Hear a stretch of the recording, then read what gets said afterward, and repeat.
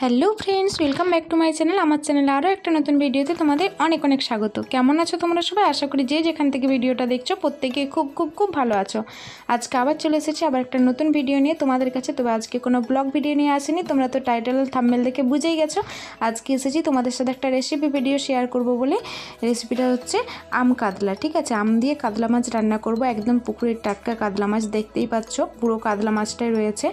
আর মাছটা খুব একটা বড় ছিল না, আবার খুব একটা ছোটও ছিল না, একদম পুকুর থেকে টাটকা তোমাদের দাদাভাই ধরে এনেছে। আর এদিকে দেখো মাছগুলো কেটে ধুয়ে পরিষ্কার করে নুন হলুদ মাখিয়ে নিয়েছি। আর কিছু আলু দেবো, যার জন্য আলুগুলোও বেশ লম্বা লম্বা বাগড়া বাগড়া করে কেটে নুন হলুদ মাখিয়ে রেখেছি। আর এখানে দেখো 3 খাদি আম নিয়ে নিয়েছি। তো বেশি প্রয়োজনে, যেহেতু অল্প তরকারি হবে যার জন্য অল্পই নিয়েছি। তো তারই মধ্যে তবু একটু বেশি হয়েছে। এখন আমি দেখো কড়াইতে তেল দিয়ে দিলাম, কারণ মাছগুলো ভেজে নেব। আর মাছগুলো আলুগুলো সব ভাজবো একের পর এক, নুন হলুদ মাখিয়ে রেখে দিয়েছি। আর সত্যি বলছি বন্ধুরা, গরমের দিনে এইভাবে যদি রান্না করে খাওয়া যায় না, সত্যি খুব খুব স্বাদে অসাধারণ লাগে একদম। তো ভয়েসটা তো আমি পরে দিচ্ছি, এই জন্যই বলতে পারছি। আর দেখো মাছগুলো এখন আমি তুলে দিচ্ছি কড়াইয়ের মধ্যে। তোমরা দেখে বুঝতেই পারছো মাছটা কিন্তু খুব ছোটও ছিল না আর খুব বড়ও ছিল না। তার উপরে পুকুরের টাটকা মাছ, বুঝতেই পারছো টাটকা জিনিসের কিন্তু এখন খুবই অভাব, তাই না? আর বিশেষ করে যারা শহরের দিকে থাকো তারা তো খুব টাটকা জিনিসটা খুব কমই খাও, সেটা সবজি বলো আর মাছ মাংসই বলো, তাই না? আর আমরা যেহেতু গ্রামের দিকে থাকি, যার জন্য আমরা সব জিনিসটাই, প্রায় বেশিরভাগ জিনিসটাই টাটকা পাই। তবুও যত দিন যাচ্ছে কি বলতো, গ্রামের দিকেও উঠেই যাচ্ছে সমস্ত টাটকা জিনিস পাওয়াটা খুব দুর্লভই হয়ে যাচ্ছে। তবুও পুকুরে আমাদের চাষ হয়েছে, তো পুকুর থেকে তোমাদের দাদাভাই ধরে এনেছে একদম টাটকা কাতলা মাছ। আর এখন আমি মাছগুলো ভেজে নিচ্ছি। তোমরা তো দেখে বুঝতেই পারছো মাছগুলো দেখো কতটা সুন্দর করে লাল লাল করে ভেজে নিচ্ছি। তো এরপর মাছ আলুগুলো সব ভেজে নিয়ে তরকারিটা বসাবো। তোমরা অবশ্যই ভিডিওটার প্রথম থেকে শেষ পর্যন্ত একটু স্কিপ না করে দেখো বন্ধুরা, দেখবে তোমাদের ভিডিওটা ভালো লাগবে। আর যদি কোনো অংশে ভিডিওটা ভালো লাগে তাহলে অবশ্যই একটা লাইক করে দিও। আর চ্যানেলে যদি কেউ নতুন এসো তাহলে চ্যানেলটা সাবস্ক্রাইব করে পাশে থাকা বেল বাটনটা ক্লিক করে দিও, যাতে আমি নতুন নতুন ভিডিও ছাড়ার সাথে সাথে ভিডিওগুলো তোমাদের কাছে পৌঁছে যায়। ঠিক আছে? আর সত্যি বলছি বন্ধুরা, তোমরা কিন্তু কেউ স্কিপ করে ভিডিওটা দেখবে না, একটা ভিডিও বানাতে কিন্তু খুবই কষ্ট হয়।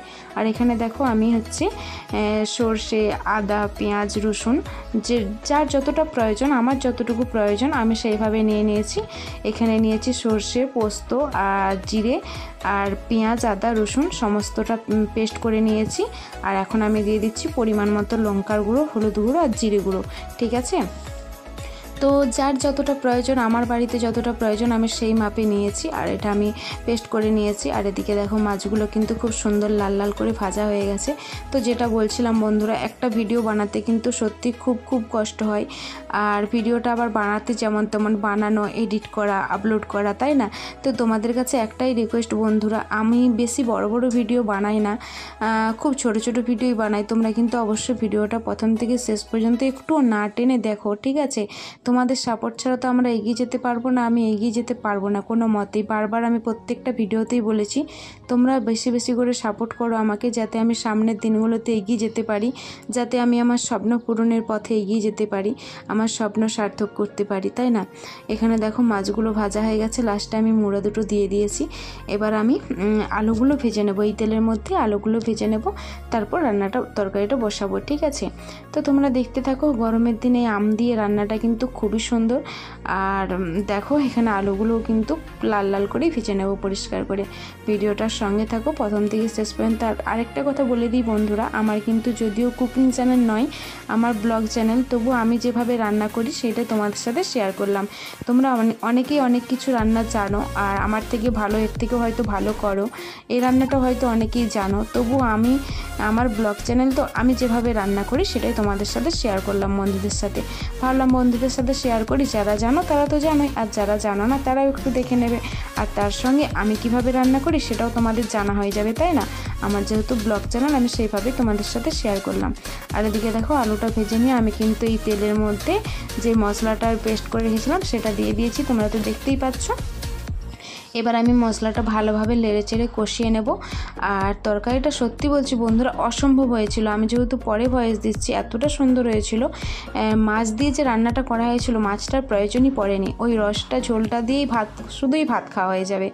আর যেটা আমি তো এমনিতেই জানো বন্ধুরা মাছ মাংস খুব একটা পছন্দ করি না, তো মাছের থেকে আমার তো মনে হচ্ছে এই রসটা দিয়ে এত সুন্দর লাগছিল, শুধু এই রসটা ভাতে মেখে তাকে দিয়ে খাওয়া হয়ে গিয়েছিল জানো তো। সত্যি তোমরাও একবার ট্রাই করে দেখবে বাড়িতে, যারা যারা ট্রাই করোনি এখনও পর্যন্ত তারা ট্রাই করে অবশ্যই আমাকে কমেন্ট বক্সে কমেন্ট করে জানিও। আর যারা এই রান্নাটা করেছো আগে খেয়েছো তারাও কমেন্ট বক্সে কমেন্ট করে জানিও। আমার এই ভিডিওটা সম্বন্ধে মতামতগুলো তোমাদের আমার কমেন্ট বক্সে অবশ্যই কমেন্ট করে জানিও, যাই মতামত থাকুক না কেন। আর আমার যদি কোথাও কোনো ভুল ত্রুটি থেকে থাকে বা এই রান্নাটা যদি আরও কোথাও অন্যরকম কোনো কিছু করলে ভালো হতো, সেটাও তোমরা অবশ্যই আমাকে কমেন্ট করে জানিও, তাতে আমিও শিখতে পারবো, তাই না। আর দেখো মশলাটা তো পরিষ্কার তেল ছেড়ে দিয়েছিলো, তোমরা তো দেখতেই পাচ্ছ। তার মধ্যে এখন আলুগুলো তুলে দিয়েছি। এবার আমি যে আমগুলো কেটে রেখেছিলাম সেগুলো আমি এই মশলার মধ্যে তুলে দেবো। তো দেখো আমগুলো এখন দিয়ে দিচ্ছি এর মধ্যে। তারপর এটাকে ভালোভাবে নেড়েচেড়ে কষিয়ে নেব। আর একটু কষিয়ে নেব, কষানো তো হয়েই এসেছে, তোমরা তো দেখে বুঝতেই পারছো একদম তেল ছেড়ে দিয়েছে। তারপর এর মধ্যে জল ঢেলে দেবো। তো অবশ্যই সঙ্গে থাকো, দেখতে থাকো।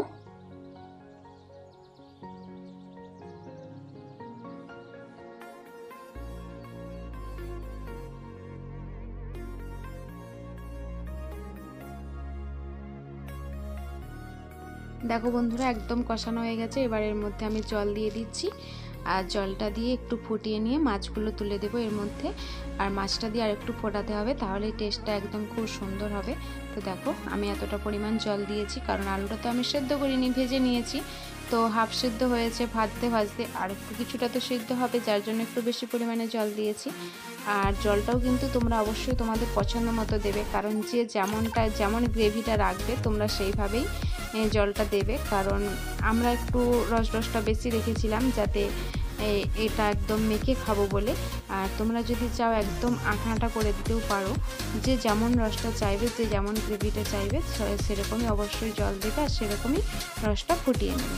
আমি এখন এর মধ্যে মাছগুলো তুলে দিলাম। তোমরা তো দেখতেই পেলে একদম পুকুরের টাটকা মাছ, তার সঙ্গে আম দিয়ে আলু দিয়ে তরকারি, সত্যি একদম কিন্তু খুব সুন্দর, অসাধারণ টেস্ট। তোমরা কিন্তু বন্ধুরা অবশ্যই বাড়িতে ট্রাই করে দেখতে পারো, ঠিক আছে। তো দেখো এবার আমি আরেকটু অল্প করে ফুটিয়ে নিয়ে তারপর তোমাদের কাছে দেখাচ্ছি যে নামিয়ে নিয়ে দেখাচ্ছি যে কতটা সুন্দর হয়েছে। দেখতেও যেমন সুন্দর তেমনি স্বাদেও কিন্তু অসাধারণ হয়েছিল। তো দেখো এই হচ্ছে আমার তরকারি কিন্তু রেডি। তো আজকের মতো ভিডিওটা এইটুকুই। আবার দেখা হবে খুব শিগগির আবার একটা নতুন ভিডিওর সাথে। ততক্ষণ তোমরা সবাই খুব সাবধানে থেকো, সুস্থ থেকো, আনন্দে থেকো। প্রচণ্ড রোদ গরম, খুব সাবধানে থেকো সবাই।